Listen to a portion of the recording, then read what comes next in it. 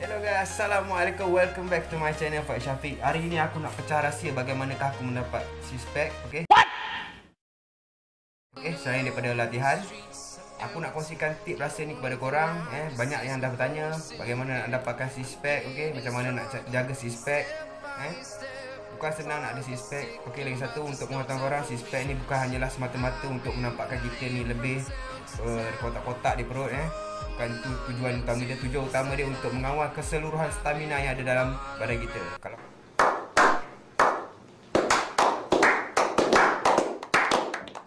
Kalau keras perut kita, maka keraslah latihan yang kita buat, maka padulah apa yang kita hasilkan. Tapi jika perut kita lembik, semua latihan kita buat akan nampak tidak fit dan kita pun memang tak fit. Okey. Jangan lupa stay tune. Tonton video ini sampai habis. Jangan lupa tekan tombol subscribe, tekan button like, share video ini jika dia bermanfaat kepada korang dan juga rakan-rakan korang. Okay guys, stay tune.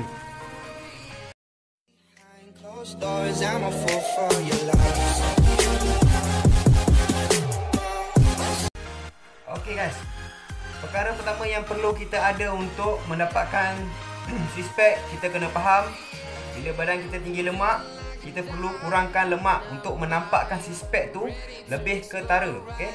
Bila lemak dalam badan terlalu tinggi, okay, body fat kita terlalu tinggi, melebihi daripada 20% ke atas, untuk menampakkan six pack tu lebih sukar. Apa yang kita perlukan, perkara pertama untuk mendapatkan six pack adalah selalu aku sebut dalam cerita diet aku, iaitu calorie deficit. Okay? Ni kalori defisit ni adalah perkara asas yang pertama untuk kita mendapatkan six pack. Jika body fat kita melebihi daripada 20%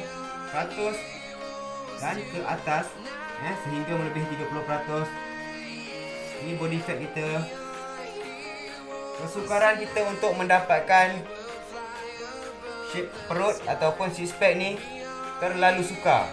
So, apa yang kita perlu lakukan adalah kalori defisit. Seperti masuk dalam kalori defisit ni adalah pengurangan pemakanan. Okey, bila kita dah kurangkan makan, dia tak akan jadi lagi. Yang seterusnya, dalam kalori defisit kita perlu ada pengawalan daripada 4 jenis ni. Aku selalu tegur dengan korang. Okey, minyak, gula, garam dan makanan bersantan. Okey.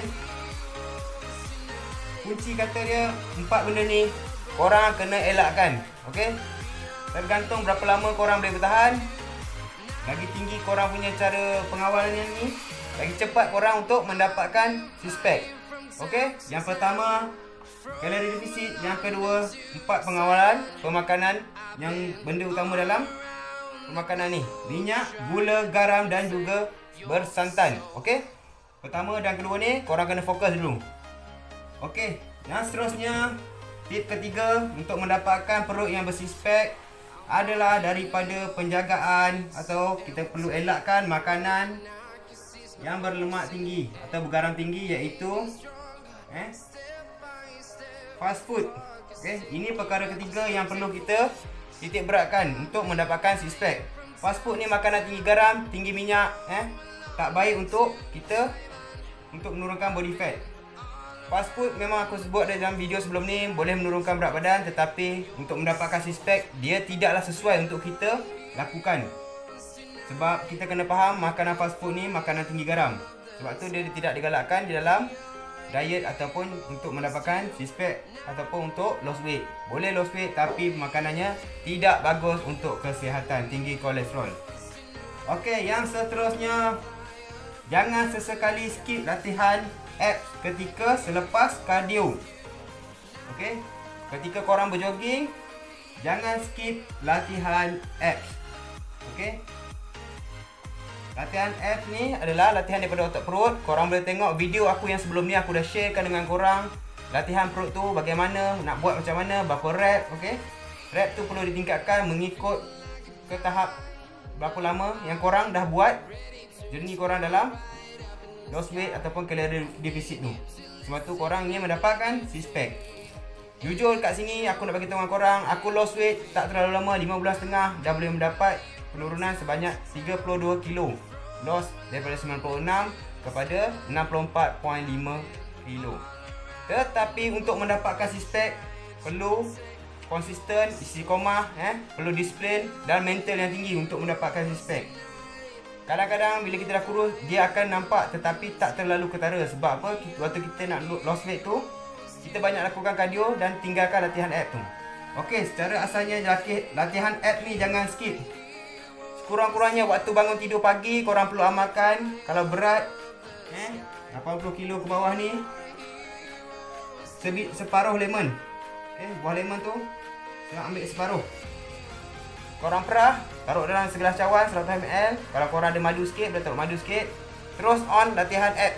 Waktu awal pagi, jangan isi apa pagi, cuma minum segelas lemon. Lemon ni adalah baik untuk mencerna makanan-pemakanan yang kita dah makan pada sehari sebelum kita tidur.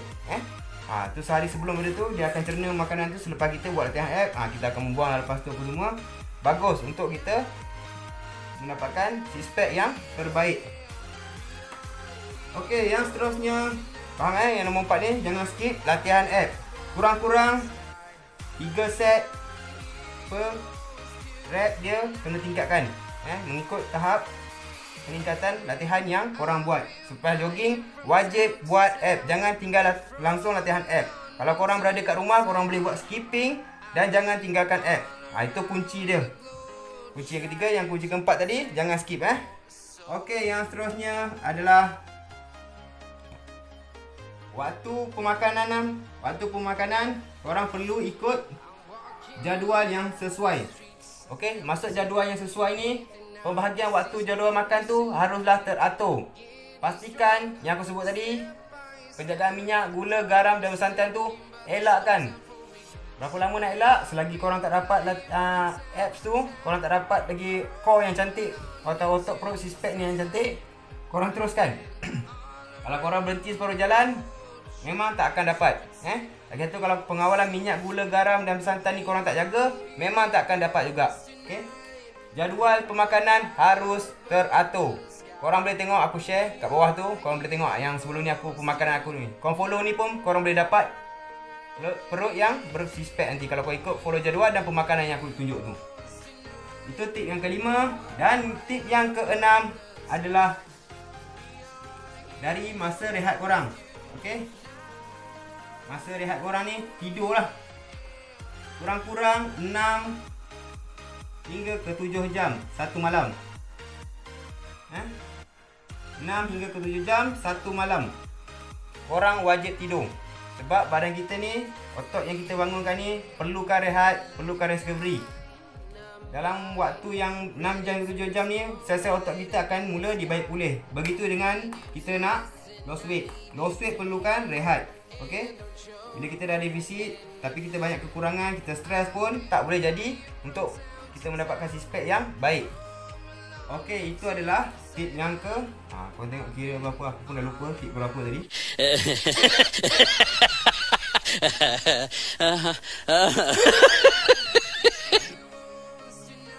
Ingat rehat tu kena cukup. Yang ke-7 tak salah aku. Okey, yang seterusnya